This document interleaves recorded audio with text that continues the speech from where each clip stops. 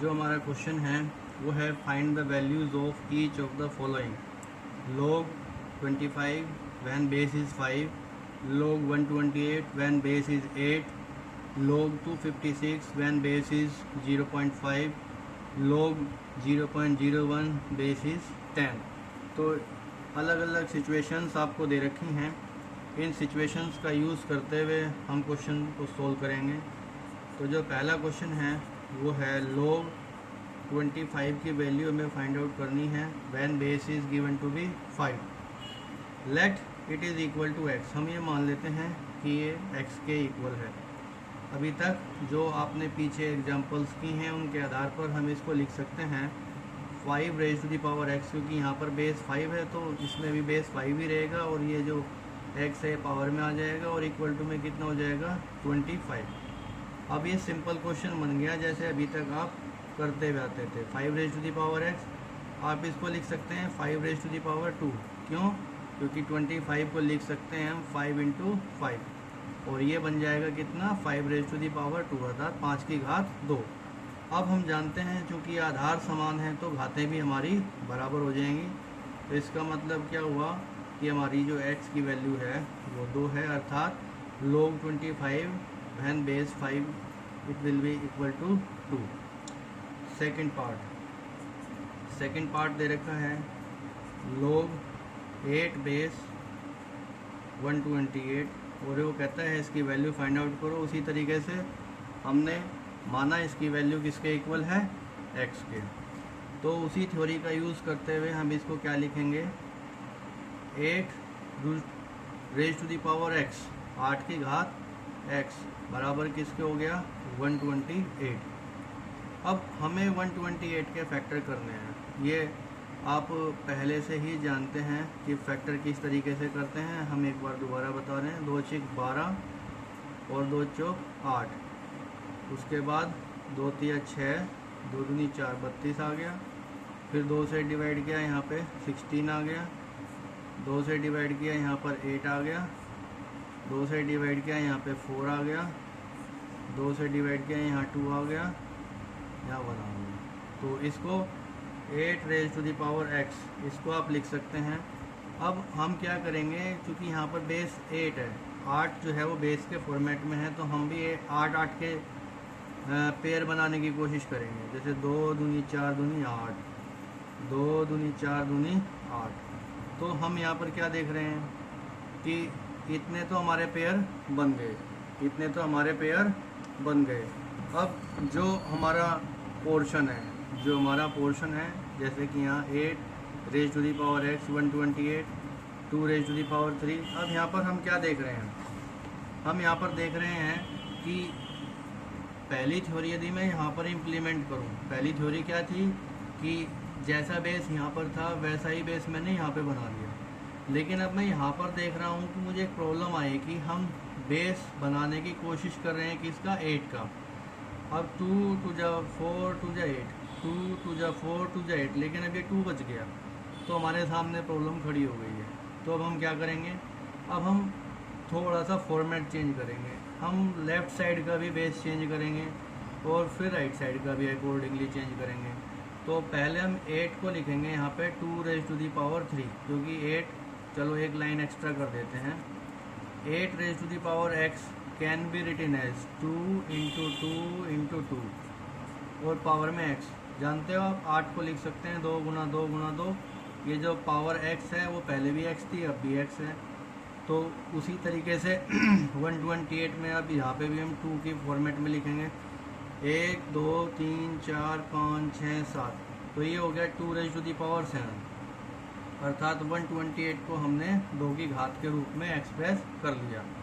अब यहाँ पर क्या लिखा जाएगा 2 की घात 1, 2 की घात 1, 2 की घात 1। आधार समान है तो घातें जुड़ जाएंगी, तो ये हो जाएगा 2 की घात 3 और पूरी ऊपर कितनी है x और यहाँ पर 2 की घात 7। अब ये आप 9th क्लास में पढ़ चुके हैं, ये कितना हो जाएगा 2 की घात 3x, अर्थात इन घातों की आपस में मल्टीप्लाई हो जाएगी और ये बन गया 2 की घात 7।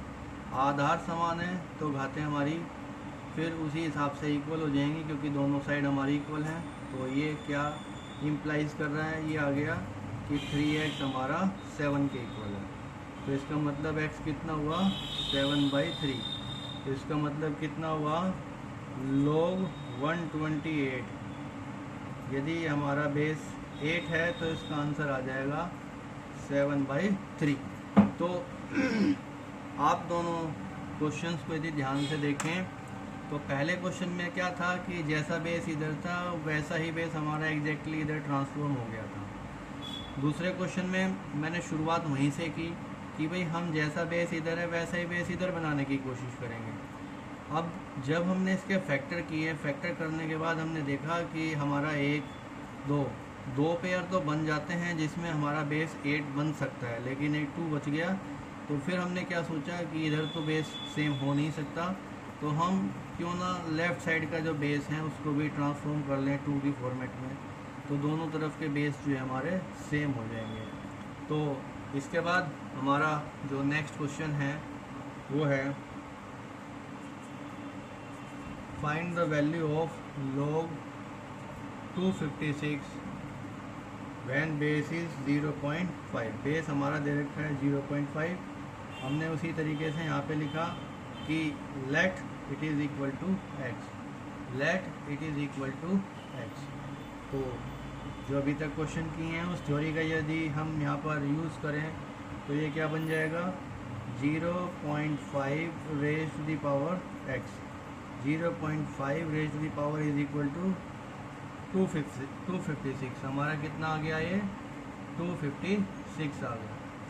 अब 256 हमारा जो ये बना इसको हम जो है एक्सप्रेस करना चाहते हैं अपना उसी फॉर्मेट में। अब हम यहाँ पर देख रहे हैं इधर 0.5 है, इधर 256 है।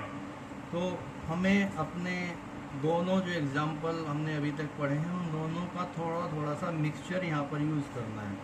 तो कैसे करेंगे, यहाँ पर जो अभी सेकंड एग्जांपल था उसके फॉर्मेट के हिसाब से थोड़ा आइडिया में लग रहा है कि इधर 256 है इधर 0.5 है। तो हम यदि इसको बेस इस जैसा बनाने की कोशिश करें तो हमारा नहीं बन पाएगा। तो हम यहाँ पर क्या करेंगे 0.5 को हम लिख देंगे कितना 5/10 लिख सकते हैं इसको 5/10 raise to the power x is equal to 256। अभी हम इसको एज इट इज़ छोड़ रहे हैं। 256 के अब हम फैक्टर करेंगे। 256 के जब हम फैक्टर करेंगे तो चूंकि अभी एग्जांपल हमने किया है और 128 इंटू 256 हो जाता है, तो हम 256 को लिख सकते हैं 2 रेज टू द पावर 1 2 3 4 5 6 7 और 1 और आ जाएगा। तो यहाँ पर कितना आ जाएगा 8। 2 raise to the power 8 is equal to 256। अब 5/10 को हम लिख सकते हैं 1/2 raise to the power x is equal to 2 raise to the power 8। ये 256 की जगह हमने 2 रेज टू द पावर 8 कर दिया और 5/10 raise to the power x की जगह हमारा आ गया 1/2 raise to the power x। अब ये जो आपका है इसको चाहे तो इधर वाले को चेंज कर लो चाहे इधर वाले को चेंज कर लो। हम पहले चेंज कर रहे हैं राइट साइड को 1/2 raise to the power x। आप इसको इस तरीके से भी लिख सकते हो 1/2 रेज टू द पावर -8। जब हम घात नीचे से ऊपर ले जाते हैं तो माइनस हो जाती है, ऊपर से नीचे लाते हैं तो माइनस हो जाती है। उसी का नियम का इस्तेमाल करते हुए आप इसको इस तरीके से भी लिख सकते हो ओवरऑल की पावर -8, क्योंकि -1 की पावर -8 1 ही रहेगा। 2 जो है आप चलो एक स्टेप और कर देते हैं। आप इसको पहले यहाँ पर इस तरीके से सोच के चलो कि 1 की पावर -8 और 2 की पावर -8, क्योंकि 2 की पावर -8 तो यहाँ पे लिखा हुआ है और 1 की पावर हम कुछ भी कर लें वो 1 ही रहना है। तो अब यहाँ से आप ये आराम से समझ जाएंगे कि इसको हमने इस तरीके से लिख दिया।